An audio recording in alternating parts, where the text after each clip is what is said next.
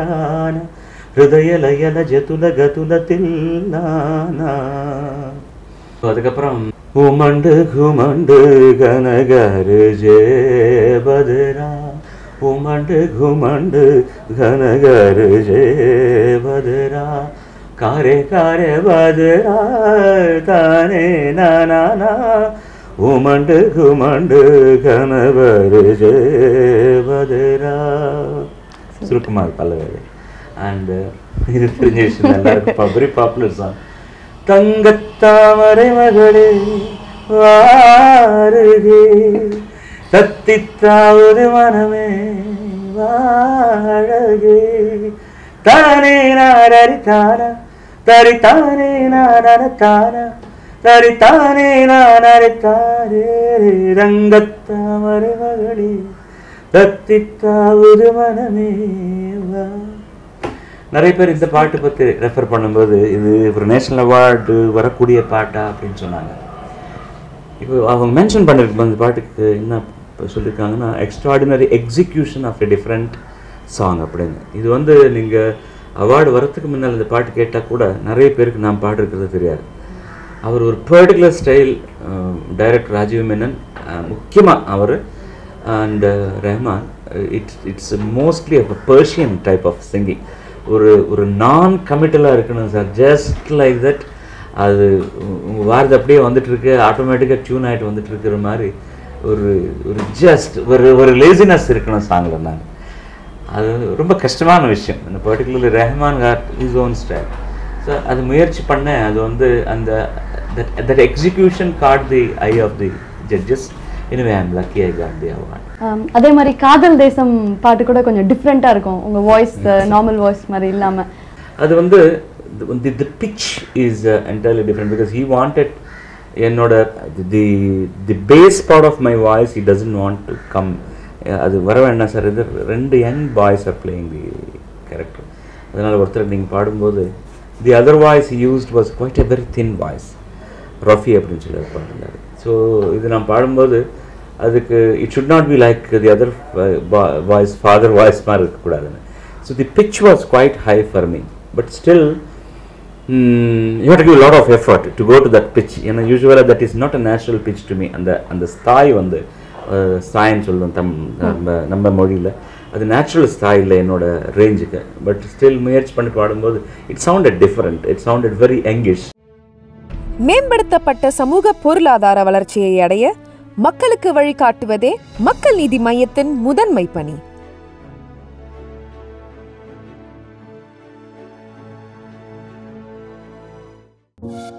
பரபரப்பான சினிமா செய்திகள், நட்சத்திரங்களின் பேட்டிகள், சினிமா வரலாறு ஆகியவற்றை பார்க்கவும் படிக்கவும் உங்களுக்கான இணையதளம் tourantalkies.co.